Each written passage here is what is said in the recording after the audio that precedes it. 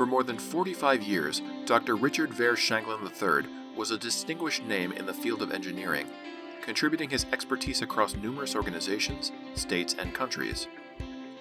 Primarily focused on mechanical engineering, he built a career that consisted of designing, testing, and evaluating mechanical and energy-related technologies, teaching undergraduate and graduate courses in the subject, and serving in various research and administrative positions within the government and in private industry.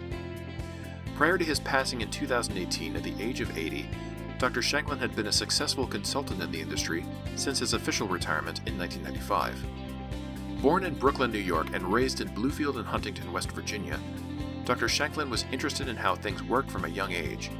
As a boy, he enjoyed operating ham radios. Most significantly, his grandfather was a mining engineer and often took him to his office.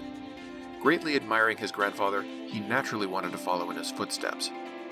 He graduated from Virginia Episcopal School in 1955 and subsequently earned a Bachelor of Science in Mechanical Engineering from Duke University in 1959. At Duke, he was a member of Pi Kappa Alpha fraternity.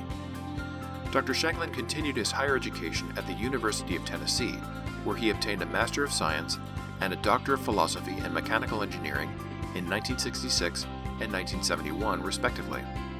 Dr. Shanklin began his professional journey as an engineering assistant at Phillips Petroleum Company in 1959, before advancing to an associate engineer at Boeing Company in 1960.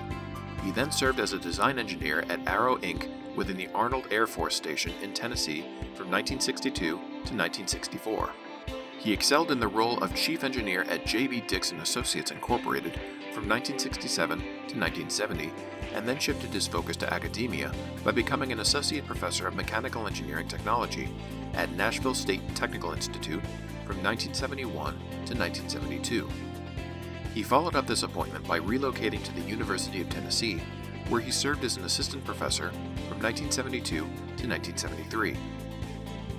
His principal academic research activities mainly consisted of magnetohydrodynamic, MHD, power generation, a subject on which he authored and co-authored up to 30 published papers. John Dix, his mentor, encouraged Richard to leave academia and manage the Air Force MHD laboratory at Wright-Patterson Air Force Base in Ohio.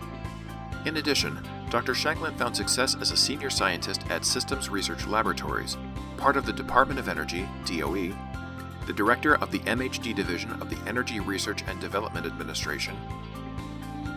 When he served as director of the MHD division, the job of his he was most proud of, he was responsible for the department's program for the development of commercial MHD power generation, which included participation in the development and negotiation of an international cooperative agreement in MHD between the DOE and the USSR's High Temperature Institute. Several times he traveled to Moscow to meet with the USSR's top MHD personnel. He later held numerous positions within the Energy Systems Group at TRW Incorporated, advancing from a senior staff engineer to the manager of combustion programs to assistant operations manager for process development. From 1982 to 1986, he was a project officer for the U.S. Synthetic Fuels Corporation, for which he was involved in programs for synthetic fuels produced from coal, shale, and heavy oils, as well as the remediation of nuclear waste disposal and other alternatives in energy. His last official post was as Director of the Planning and Facility Transition, working on government contracts at BDM Federal Incorporated, which became Northrop Grumman, before lending his experience and knowledge as a consultant to the industry starting in 1995.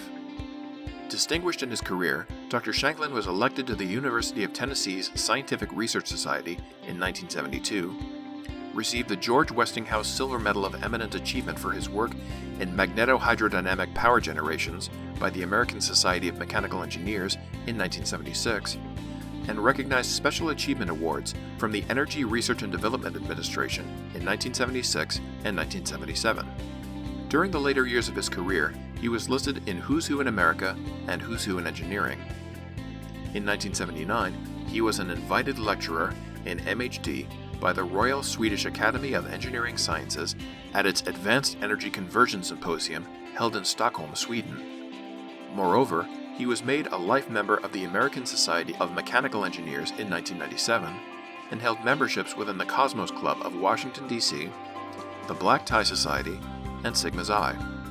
Over the course of his extraordinary life, Dr. Shanklin has left behind a legacy of engineering breakthroughs, education, consultancy, and fulfilling his dreams of making a difference in the world through his passion and talent. In regard to future generations, to whom he has always wanted to be a role model, he advised that they always stay true to themselves, to have the highest standards and goals, and to always value hard work and education. Outside of work, he was a dedicated and loving husband and family man. A true Virginia gentleman, according to his wife of 36 years, Margie Ann Krogstad Shanklin.